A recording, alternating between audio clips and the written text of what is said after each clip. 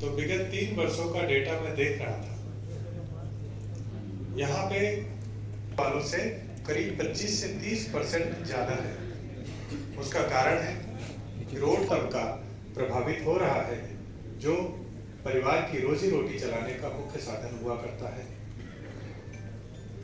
और आज का जो शीर्षक है वो अत्यंत ही प्रासंगिक मुझे यूं प्रतीत होता है।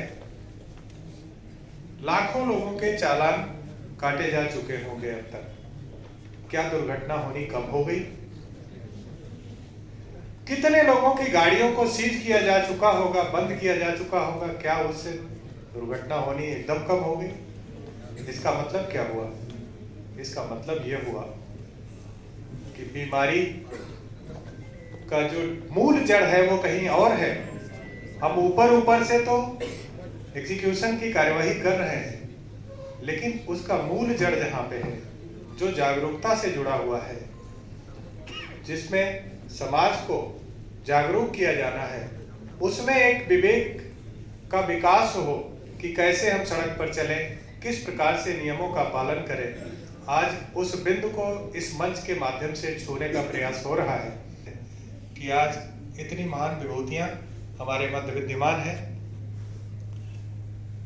इस अवसर पर मुझे एक बहुत प्रसिद्ध उद्योगपति थे जो नोएडा में मुझसे एक वक्त मिले, तो उन्होंने एक सेंटेंस बोला और वो आज तक मुझे याद है और इतना प्रासंगिक था वो। उन्होंने कहा, उदय जी, जब हमें किसी को दोस्त बनाना होता है, मैं यथासंभव किसी न किसी माध्यम से प्रयास करके ऐसा करता हूं कि वो मेरे साथ कुछ देर गाड़ी ड्राइव कर लें, और उनकी गाड़ी के ड्राइविंग से मैं असेस कर लेता हूं कि ये व्यक्तित्व कितनी गंभीर व्यक्तित्व का ये धनी है। ये व्यक्ति जो मेरे पास बैठा है, इसमें चंचलता कितनी है, गंभीरता कितनी है, अस्थायित्व कितना है, ये उसी सड़क की ड्राइविंग से ही मैं उसका असेसमेंट कर लेता हूं।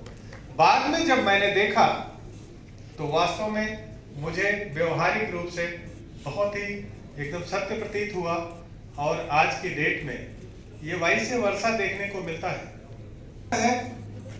उच्छृंखल नहीं है तो निश्चित रूप से उसकी ड्राइविंग बेहतर होगी, और ड्राइविंग अगर हमने प्रैक्टिस कर, ऐसा भी देखने को मिला।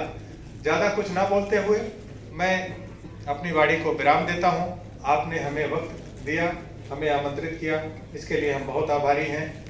आज के इस महान अवसर पर आप सारे